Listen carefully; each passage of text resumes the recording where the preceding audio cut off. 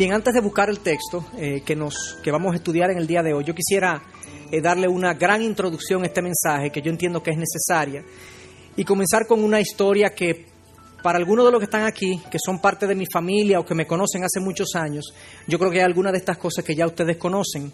Pero hace unos 20 años aproximadamente, mi familia, la familia de mis padres y mis hermanos, pasamos por un momento muy, muy difícil, en extremo difícil. Problemas en diferentes ámbitos de nuestra vida se levantaron. El primero de ellos fue en el ámbito económico.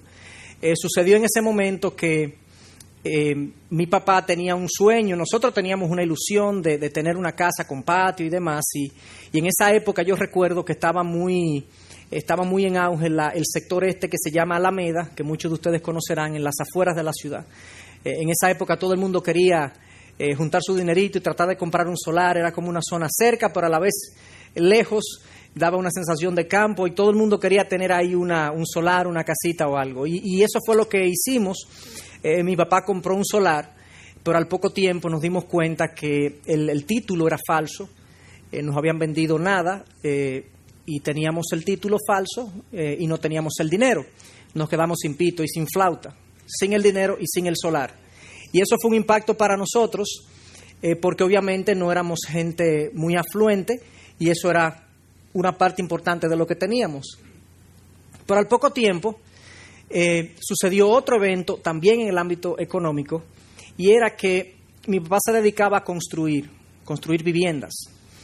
El construir una vivienda, nosotros la vivíamos, al año él la ponía en venta, la vendía y hacíamos de eso nuestra manera de vivir, nuestra manera de ganarnos la vida. Pero sucedió que en ese momento él vendió una casa, tomó el dinero, lo puso en el banco para hacer otra, pero ahí vino la gran inflación de los años 86-90 y la inflación se nos comió el dinero, el valor real del dinero. Entonces, el dinero que estaba en el banco, como todo había subido de precio, no daba para terminar la próxima casa y la terminamos a retazo. Pero fue también un impacto fuerte para nosotros también en el plano económico. Y la tercera situación vino en el ámbito de la salud. Recuerdo que mi papá fue a chequearse del corazón, tenía unos dolores en el pecho y aquí le diagnosticaron, o más bien le dijeron, tienes que irte fuera, porque aquí no tenemos los equipos, no tenemos los recursos para operarte y para diagnosticarte apropiadamente. Hace 20 años eso era una cosa mayor. Hoy en día ya eso es más común, pero los temas del corazón hace 20 años eran muy, muy serios. Y mi papá salió del país y por la gracia de Dios conseguimos una manera de ayudarnos con Corazones Unidos, esta organización sin fines de lucro que dirigía Freddy Veragoico y unos médicos. Y mi papá sale fuera a chequearse, pero al final allá le dicen, no te puedes ir sin operarte. Tiene que ser una operación de corazón abierto. Y para mí eso fue también tremendamente impactante. Cuando ustedes juntan esas tres cosas y la ponen en el hombro de un joven de 17 años que yo era, hace 20, 17, yo tenía 17, tengo 37, por si están calculando, para que no se me distraigan. Ok.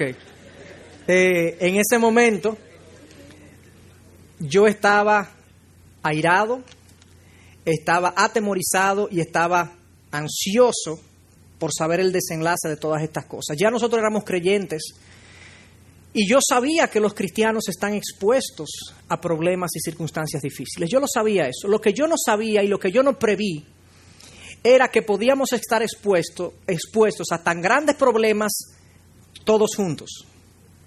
Yo me desconcerté, me desesperancé y comencé a cuestionar a Dios, comencé a cuestionar sus métodos. Yo no entendía cuál era la razón, yo no entendía por qué el momento, yo no entendía por qué a nosotros. Éramos gente de Dios, éramos gente que queríamos servirle, que teníamos una familia que le temía. Y sencillamente, como las cosas no iban como yo esperaba, yo entendía que Dios me debía una explicación de por qué eso sucedió de esa manera. Y la realidad es que muchos de nosotros, quizás en el pasado, quizás ahora, o muy probablemente también en el futuro, vamos a vivir situaciones en diferentes ámbitos. Puede ser en el ámbito económico, puede ser en el ámbito familiar, puede ser en el ámbito de la crianza con los hijos, puede ser en el ámbito de la salud. Vamos a estar expuestos a problemas, a situaciones difíciles, a asuntos que desafían nuestra fe y que nos llevan a una posición donde vamos a querer cuestionar a Dios, vamos a querer cuestionar su carácter o sus métodos, o el tiempo que Él decide ponernos en esa situación. Eso es una realidad que todos nosotros vamos o hemos experimentado o estamos experimentando o vamos a experimentar. Yo no sé si tú en algún momento, los que están aquí, han cuestionado la manera como Dios hace las cosas. Pero hay mucha gente que no entiende por qué el mundo en el que vivimos es como es. ¿Por qué tenemos que ser testigos de tantos abusos, de tantas injusticias, de tanto dolor, de tanto sufrimiento, aún en la vida de gente buena, aún en la vida de gente que se supone que son gente de Dios? Y si nos vamos a la Biblia, y específicamente al libro de Hebreos, que es el libro que en un momentito del cual vamos a tomar nuestro pasaje, el libro de Hebreos fue dirigido a un grupo de personas, a un grupo de judíos que estaban siendo perseguidos por su fe. En ese momento, el yo hacerme cristiano no tenía los resultados que tiene ahora. Hoy en día no hay ni visos de la persecución que los cristianos del primer siglo vivieron. Esta gente se convertía al cristianismo, desde el judaísmo al cristianismo, y eran expulsados de toda comunión social. La comunión social judía estaba alrededor de su religión. Ellos eran expulsados de la comunidad. Ellos eran expulsados de su familia. Si trabajaban, ellos eran cancelados o botados del trabajo. Si tenían un negocio, probablemente la comunidad no le volvía a comprar. Literalmente eran gente que eran exiliados totalmente de su comunidad, de su sociedad, en el ámbito social y en el ámbito económico. Y por si todo eso fuera poco, probablemente también experimentaban la persecución del Imperio Romano, que podía terminar en la muerte de estos individuos. Era gente que estaba enfrentando una situación muy, muy difícil, y en esa situación muchos de ellos comenzaron a perder ímpetu en su fe. Comenzaron a cuestionar a Dios, comenzaron a decir esto no vale la pena, comenzaron a decir pero ¿cómo se supone que esto es de Dios si cuando nos hicimos cristianos es cuando nuestros problemas han comenzado? Esto no puede ser.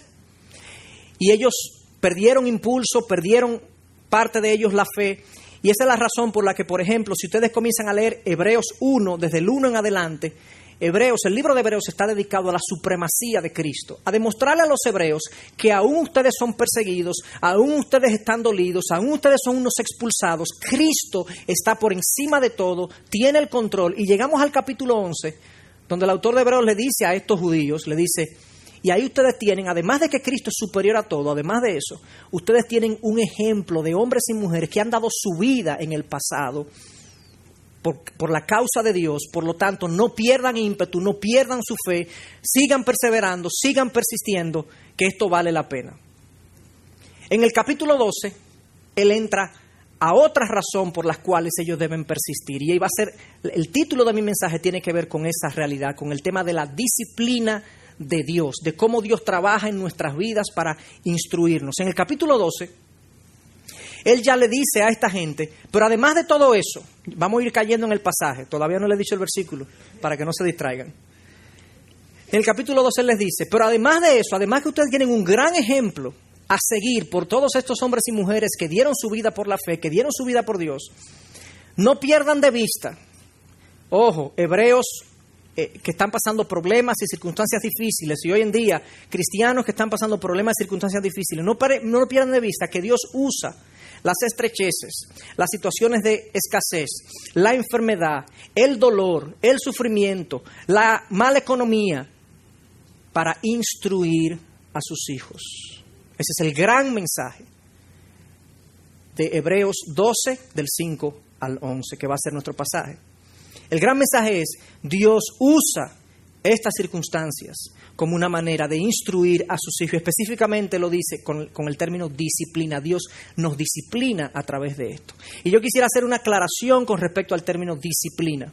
Cuando nosotros pensamos en la palabra disciplina, normalmente pensamos en castigo. Hay que disciplinar a ese muchacho que está fuera de control o esté muy malcriado, y lo disciplinamos. Y le asociamos la disciplina con una pela, con un castigo, con quitarle un juguete, lo que sea. Pero en la Biblia la palabra disciplina no tiene tanto que ver, y no tiene solo que ver con castigo, tiene que ver más con instrucción. La disciplina bíblica es instrucción a través de sufrimiento, a través de castigo, pero no es castigo per se, no es castigo porque te lo mereces, es castigo para instruirte. Dios, bíblicamente hablando, luego de Cristo, luego que entendemos claramente la cruz, Dios no castiga a sus hijos. Dios los disciplina. La diferencia entre castigo y disciplina es que el castigo es retributivo, es justicia. La disciplina es castigo con el propósito de instruir. Entonces, dicho eso, ¿cuáles son las razones bíblicas por las cuales Dios disciplina a sus hijos? Hay 3 razones por las cuales Dios disciplina a sus hijos. Acuérdense que todavía estamos en la introducción, pero es necesario para entender el cuerpo, el mensaje central del pasaje.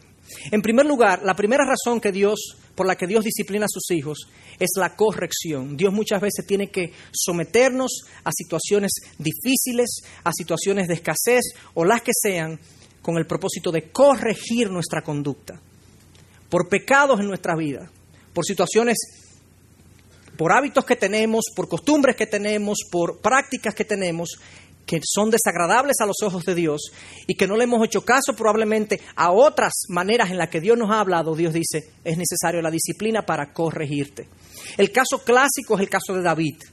El rey David cometió adulterio con esta mujer, Betsabé, e incluso asesinó al esposo de Betsabé para quedarse con ella.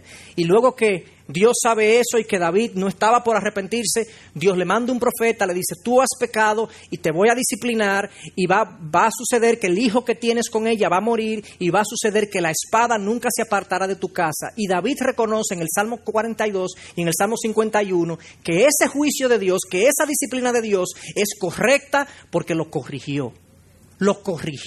Corrigió su percepción de que él puede hacer lo que le da la gana siendo rey. Corrigió su pecado de egoísmo, corrigió su pecado de adulterio y enderezó sus caminos. Y siguió siendo un hombre pecador en otras áreas también. Pero la primera razón es correctiva. También tenemos el ejemplo de 1 Corintios 11, donde el apóstol Pablo está hablando de la cena del Señor. Y el apóstol Pablo habla de que muchas personas venían a la cena del Señor a tomar la comunión de manera indigna. Y en el versículo 32 nos dice el apóstol Pablo que muchos de ellos habían sido disciplinados por Dios por haber tomado la comunión de manera indigna, y la disciplina era o estaban enfermos y muchos habían muerto incluso porque habían tomado la comunión de manera indigna. O sea, Dios disciplina a su pueblo por razones correctivas. Y es bueno preguntarse muchas veces, cuando nosotros estamos en situaciones difíciles de nuestra vida, si es una corrección que Dios está haciendo en nosotros. Si es un hábito que tenemos que corregir, si es un pecado que Dios nos está llamando la atención, si es algo que tenemos que dejar.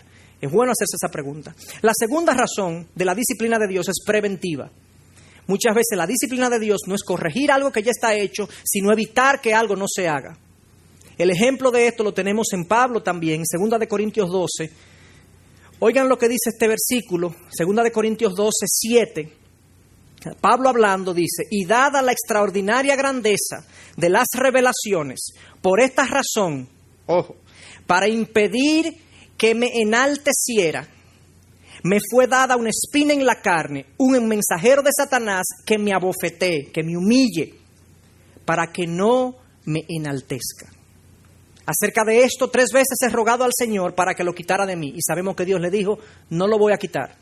Es necesario que tengas esto, porque de lo contrario te puedes enorgullecer, y un corazón orgulloso no es un corazón útil para Dios. Y Dios muchas veces hay situaciones en las que Él nos humilla, en las que Él permite que Él nos humille, precisamente para evitar otros problemas en nuestra vida. Nosotros hacemos eso con nuestros hijos. Nosotros muchas veces prevemos con nuestros hijos ciertas cosas, si le quitamos o le evitamos ciertas cosas para que ellos no se malcríen. Ustedes van a una juguetería y el hijo quiere un juguete, pero él sigue caminando y quiere otro, y sigue caminando y quiere otro, y cuando ustedes llegan al final del pasillo, el niño quiere 10 juguetes. Los padres normalmente le dicen, no papito, no te puedo comprar los juguetes, todos los juguetes. Primero, la mayoría de nosotros, porque no tenemos el dinero, Pero además de eso, aún teniendo el dinero, un padre sabio diría, a ti no te conviene que yo te compre tantos juguetes juntos. ¿Por qué? Porque tú vas a creer que tú eres el centro del mundo. Además, yo voy a sembrar un sentir en ti de que todo lo que tú quieres, tú lo vas a tener o tú lo debes tener y eso no te conviene. Déjame prevenirte de esa situación. Y Dios muchas veces permite situaciones en nosotros, dificultades en nuestra vida, para prevenir que yo caiga en otras cosas. La disciplina de Dios entonces puede ser correctiva, puede ser preventiva, pero además puede ser educativa. Dios no solamente corrige pecados, corrige malos hábitos, Dios no solamente previene pecados, sino que también nos educa y nos enseña cosas que de otra manera nosotros no aprenderíamos. El caso clásico es el caso de Job. Job, el libro de Job, ustedes lo leen en el capítulo 1 y nosotros sabemos que Job, en el primer capítulo se nos dice que Job perdió sus ganados, perdió sus ovejas, perdió sus camellos, perdió sus vacas, perdió toda su economía se fue a pique, literalmente las perdió. Perdió sus 10 hijos, los 10 hijos de Job murieron y se le quedó y se le dejó la esposa porque era insoportable. La combinación de esto fue una bomba de tiempo en la vida de Job. Y nosotros seguimos leyendo el libro de Job y sucede que más adelante Job pierde su salud. Hasta ahora todo había sido externo, pero Job pierde su salud. Dice que literalmente se puso tan flaco que su piel estaba sobre sus huesos. Parecía un cadáver, literalmente. Y no solamente parecía un cadáver, sino que tenía tantas llagas en el cuerpo que él tenía que rascarse con sacos, con tela de saco, del ardor y la irritación que tenía en todo el cuerpo. Ante esa situación vienen los amigos de Job. No solamente le pasó eso, ahora vienen sus amigos y comienzan a acusarlo. Y dicen, Job, tú estás así porque tú has pecado, porque es inconcebible que un hombre justo le pase todo lo que te ha pasado. Ellos entendían en su mente que la única razón por la que Dios permite situaciones difíciles es por corrección. Ese era su concepto. Tiene que ser que tú estás pecando, porque hasta donde nosotros sabemos, a los hombres justos no le pasa eso. Y al final nosotros sabemos que Dios dice, todo lo que tus amigos han hablado es una necedad. Y Job dice al final, Señor, yo de oídas te había oído, pero ahora te conozco. En otras palabras, esta experiencia me ha hecho saber cosas de ti que de otra manera yo no sabría. Entonces, ¿para qué fue la disciplina de Job? Para instrucción, para enseñarle, para abrirle los ojos a Job a una realidad de Dios que él no conocía. Entonces puede ser correctiva, puede ser preventiva, puede ser educativa. Segunda de Corintios, reforzando esta parte de la educación, Segunda de Corintios 1:4 dice, Pablo hablando dice, que Dios nos consuela en toda tribulación nuestra para que nosotros podamos consolar a los que están en cualquier aflicción con el consuelo con que nosotros mismos hemos sido consolados. En otras palabras, cuando tú sufres y eres consolado, tú aprendes a consolar a otros. Es instructiva. Es instructiva. En resumen, Dios nos disciplina por las razones que sea, correctiva, instructiva o preventiva, pero Dios usa las circunstancias difíciles en nuestras vidas para instruirnos. No para castigarnos, para instruirnos, para disciplinarnos, para enseñarnos, para corregirnos. Es un trabajo de Dios en su vida. Y la pregunta que yo le quiero hacer al pasaje de Hebreos 12, desde el versículo 5, finalmente llegamos, esta es la introducción, yo le dije que era necesaria, desde el versículo 5 en adelante hasta el 11, vamos a responder la pregunta de por qué tenemos nosotros que darle la bienvenida a la disciplina de Dios. ¿Por qué debería yo sentirme gozoso? Incluso gozoso, porque Dios permita situaciones difíciles en mi vida. Vamos a leer del 5 al 8 y luego vamos a detener para reflexionar un poco. Además, habéis olvidado la exhortación que como a hijos se os dirige. Hijo mío, no tengas en poco la disciplina del Señor, ni te desanimes al ser reprendido por Él. Porque el Señor al que ama disciplina y azota a todo el que recibe por hijo. Es para vuestra corrección que sufrís. Dios os trata como a hijos, porque ¿qué hijo hay a quien su padre no discipline? Pero si estáis sin disciplina, de la cual todos han sido hechos participantes, entonces sois hijos ilegítimos y no hijos verdaderos. La primera razón por la que yo debería darle la bienvenida a la disciplina de Dios en mi vida es porque me comunica que yo soy hijo de Dios. Dios me comunica a través de estas situaciones que yo le pertenezco. Es una forma en la que Él me muestra mi identidad de alguna manera. Y Él alega y Él propone, el autor de Hebreos, que ¿qué hijo hay que su padre no discipline? Esto es lo que ustedes no solamente hacen, sino que están llamados a hacer con sus hijos. Por lo tanto, el Padre Celestial está llamado también y tiene el derecho también de corregirnos a nosotros como nuestros padres terrenales nos corrigen a nosotros. Ese es su derecho. Estas dos realidades de que Dios nos ama y de que somos sus hijos deberían a nosotros darnos una perspectiva de que la disciplina de Dios debe ser bienvenida. Pero fíjense algo, el problema de los hebreos, en este caso, ¿cuál fue su problema? Olvido de la palabra. Ellos estaban desesperanzados, ellos estaban perdiendo el entusiasmo como cristianos, porque dice, habéis olvidado la exhortación que como a hijos se os dirige. Muchas veces nosotros perdemos perspectiva en medio de las situaciones difíciles que pasamos precisamente porque hemos olvidado los principios de Dios que nos ayudan a sostenernos en medio de esa situación. Nos olvidamos, lo ignoramos. Quizás porque en el pasado no le hemos puesto mucha atención a esta palabra, o porque sencillamente lo que dice como que no me gusta. Por la razón que sea, olvidamos lo que la palabra nos ha instruido. Y hay dos errores de los cuales el autor de Hebreos se les advierte a los hebreos. En cuanto a la disciplina, le dice, primero, no las tengas en poco. No te olvides, no la tengas en poco, pero tampoco te desanimes. Son dos extremos. Yo puedo hacerme el chivo loco con la disciplina de Dios, Dios trabajando conmigo, trayendo situaciones a mi vida, y sencillamente yo lo que estoy es quejándome, yo lo que estoy es oponiéndome, yo lo que estoy es cuestionando, yo lo que estoy es qué es lo que está pasando, yo no entiendo, yo no sé lo que Dios está haciendo, además ya está bueno de esta racha. Yo no le veo el valor a lo que Dios está haciendo, tampoco le veo el sentido. I got it, Dios. Yo lo tengo, Dios. Ya yo sé lo que tú me quieres decir, yo tengo. Tenerla en poco. El otro extremo es desanimarme con la disciplina de Dios. Es cogerla tan a pecho en el sentido de yo no sirvo, yo estoy podrido, yo no sé por qué yo estoy en esto otra vez. Esto es impresionante, Dios. Yo creo que esa actitud hasta cierto punto es buena, saber que todo es por gracia. Pero si la disciplina de Dios lo que me lleva es a un estado de inacción porque me desanimo completamente, tampoco es eso lo que Dios quiere. Dios quiere un equilibrio. No la tengas en poco, pero tampoco te desanimes. Asume que la disciplina es una expresión del amor de Dios para tu vida. Ahí es que Dios nos quiere.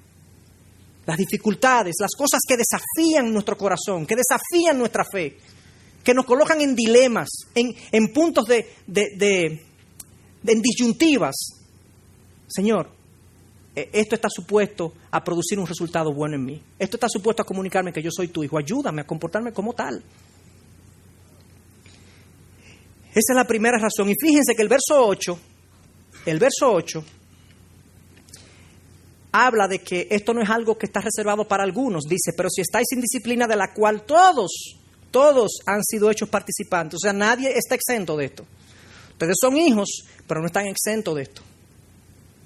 De los problemas y las circunstancias difíciles que nos instruyen y nos dirigen. Ese derecho y esa responsabilidad que Dios tiene como padre de disciplinarme, no podemos pretender que Él no lo tiene. Imagínense que ustedes están en un restaurante o en un lugar público y sucede que ustedes están comiendo con su familia, pero al lado hay una pareja con un niño de 3 años y el niño está haciendo y deshaciendo. El niño está gritando, haciendo bulla, tirando comida, corriendo por el lugar. Está haciendo del lugar y del momento algo muy desagradable.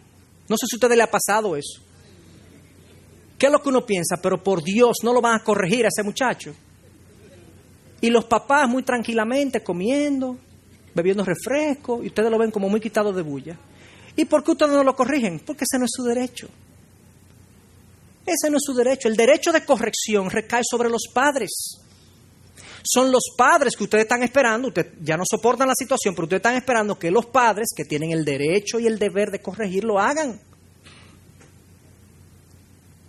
El mismo derecho que tienen los padres y deber que tienen los padres de corregir a sus hijos es el mismo derecho que Dios tiene y deber que Él tiene de corregirnos a nosotros. Entonces, ¿de dónde viene la queja? La próxima vez que a mí me pasen situaciones en las cuales yo esté tentado a cuestionar a Dios, y al Señor, ¿por qué? Recuerden esto, porque tú eres su hijo. Porque Él te disciplina, porque te está corrigiendo, porque te está instruyendo, porque te está previniendo de que te conviertas en otra cosa. Ese es su deber, es su derecho como padre. El segundo punto de por qué debemos nosotros recibir la disciplina de Dios o darle la bienvenida a la disciplina de Dios está en el versículo 9 al 10. Dice lo siguiente: además, tuvimos padres terrenales para disciplinarnos y los respetábamos. Con cuánta más razón no estaremos sujetos al Padre de nuestros espíritus y viviremos. Porque ellos nos disciplinaban por pocos días como les parecía, pero Él nos disciplina para nuestro bien. La segunda razón por la cual darle la disciplina, darle la bienvenida a la disciplina de Dios es sencillamente, primero porque viene de Él y segundo por la calidad de la misma. Fíjense que el autor se refiere a los padres terrenales. Tuvieron padres terrenales y ustedes los respetaban. Esto es algo que en general se da porque hay hijos que no se someten a sus padres. Pero en general Dios ha puesto en el corazón humano un principio de sometimiento, de que los hijos se sometan a los padres. Y normalmente los hijos lo hacen. Ustedes no han visto el caso de hombres grandísimos y fuertísimos que hablan de mamá. Mamá, usted va... No, yo no voy para allá. No, lo que usted diga, mamá. Un hombre grandísimo, fuertísimo. Uno dice, pero ¿y cómo es? Hay un principio que está en la conciencia humana de que los hijos tienden a someterse a sus padres. Tienden a respetar a sus padres terrenales. Es la autoridad que Dios ha puesto sobre ellos. Y fíjense algo, el texto dice, pero estos padres, primero, nos disciplinaron por poco tiempo. El derecho de un padre a disciplinar termina cuando el hijo se va de la casa. Ustedes no han visto, pueden haber casos, sí, porque hay casos, que le den un correazo a un hombre de 40 años con su esposa y sus hijos, ¿verdad? O que le llamen la atención, vaya de castigo, de 40 años, ustedes no lo han visto eso, ¿verdad? La relación cambia, el espacio de tiempo, el derecho que ellos tuvieron de disciplinarlo fue por poco tiempo. Eso es lo que dice. Y además de eso lo hacían como les parecía. Como les parecía mejor. La disciplina de los padres terrenales es imperfecta. A veces se nos pasa la mano, ¿sí? A veces se nos queda corta la mano. A veces inoportuna. A veces incorrecta. A veces enfrente de otros. Y lo que hacemos es, en vez de disciplinarlo e instruir al hijo, lo que hacemos es que lo avergonzamos. A veces la intención de nuestra disciplina no es enseñar al hijo, sino hacerlo sentir mal por lo que hizo. Nos equivocamos. Pero en el caso de Dios, no es ese su caso. Primero, su disciplina no termina cuando yo me caso. El derecho de Dios a disciplinarme es durante toda la vida. No importa que usted sea un adulto, que usted se haya graduado de donde se haya graduado, no importa que yo sea pastor, ni apóstol, Dios tiene el derecho de disciplinarme durante toda mi vida. Por más aún, su disciplina es perfecta. Fíjense lo que dice. Él nos disciplina para nuestro bien. Ahí Él no se equivoca. Él nunca se le pasa la mano y nunca se queda corta. Nunca es inoportuna, nunca es corta, nunca es larga. Siempre es apropiada, perfecta y precisa. E inspirada por el amor. Esa es la segunda razón por la que yo debo aceptar la disciplina de Dios y darle la bienvenida. Porque viene de Dios y por la calidad de la misma. Tercer punto y último punto está en el versículo 10, en la segunda parte del 10 y el versículo 11. Dice, Él nos disciplina para nuestro bien. ¿Para qué? Para que participemos de su santidad. Al presente, ninguna disciplina parece ser causa de gozo, sino de tristeza. Sin embargo, a los que han sido ejercitados por medio de ella, les da después fruto apacible de justicia. Tercera razón para dar bienvenida a la disciplina de Dios es por los buenos resultados que siempre produce en nosotros. Es esperanzador saber que todo lo que Dios hace en nuestras vidas, aún nos duela, no nos daña. Aún nos duela, nunca nos daña. Nos puede marcar, pero esa marca es para bien. Hay dos resultados que vemos en este texto, en estos dos versículos, que son los resultados de la disciplina de Dios. Primero, para que participemos de su santidad. Y la idea de esa expresión es que Él forma en nosotros una réplica de su carácter. Eso es lo que Él está haciendo.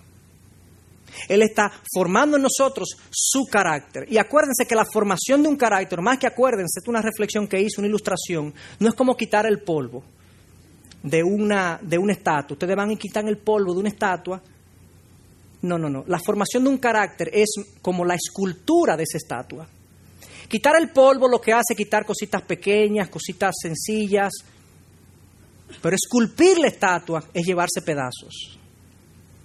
Y si la estatua hablara, cuando el escultor está esculpiéndola, estaría gritando, ¡ay! No, ahí no. ¡Ay, el dedito! O duele, pero hay un trabajo que hacer para la formación de esa imagen. De esa manera es que Dios hace su trabajo en nosotros. El pulimento del carácter no es un asunto sencillo, no es quitar el polvo. Hay personas que vienen a la iglesia y como que han quitado un polvito de su vida, pero no han sido esculpidos por Dios, cambiados, transformados. No se ve algo nuevo en ellos.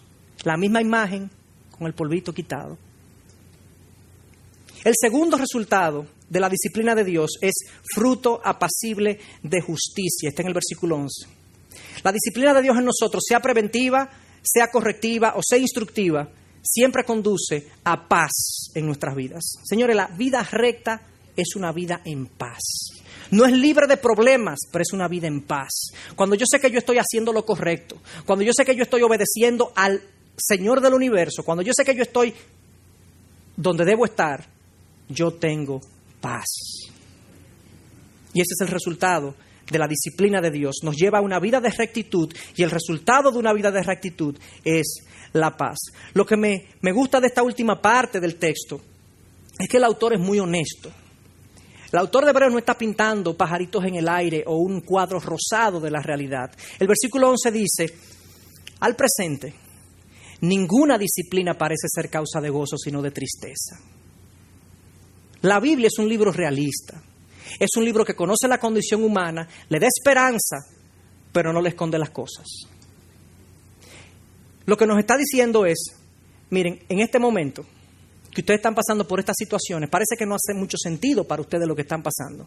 Parece que esto no tiene propósito alguno, parece que el tiempo es muy largo, pero créanme, que a pesar de que no es causa de gozo, la pérdida del trabajo, la expulsión de la familia, la enfermedad que ustedes están enfrentando, el problema matrimonial, el problema con el hijo, créanme que si ustedes están en las manos de Dios, después, esa es la palabra clave, después vendrá un fruto apacible de justicia. No es inmediato el resultado, no es inmediato.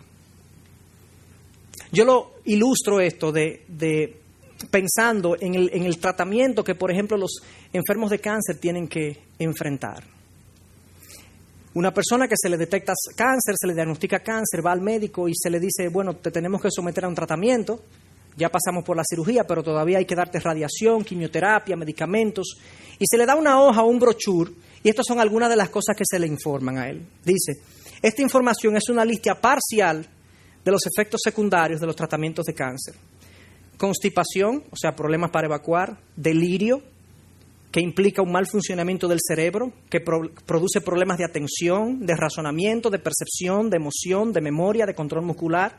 Vas a tener probablemente problemas para dormir o para caminar. Adicionalmente puedes experimentar fatiga extrema, náusea, vómitos, desórdenes del sueño, llagas en la boca, etcétera, etcétera, etcétera. Son los posibles efectos secundarios del tratamiento del cáncer que quizás te sane. Yo me pregunto, ¿por qué una persona está dispuesta a experimentar tanto dolor como este? ¿Qué es lo que está en su mente? Lo que está en su mente es, mi salud física vale la pena este dolor, ¿cierto? ¿Por qué no tenemos ese mismo principio para nuestra salud espiritual? Mi salud espiritual vale la pena cierto dolor. Y cambia mi perspectiva. El médico, puedes recibir esta pregunta del paciente, pero doctor, ¿no hay otra manera de yo tratarme? No se ha inventado nada nuevo que no tengas que pasar por esta situación. Y usted no tiene una pastilla que me reduzca el dolor. No. Ahora sí te puedo decir algo. Mientras más sea tu cooperación y tu disciplina con este proceso, más llevadero será. Y lo mismo sucede con nosotros en nuestras vidas espirituales. Nosotros podemos, Señor, y no hay otra manera de cambiar esta área de mi vida. Y el Señor, con amor en su boca, dice, no hay otra manera. No hay otra tecnología para cambiar el carácter y la forma de ser. Es a través del dolor y del sufrimiento, y así tú aprendes y así eres instruido.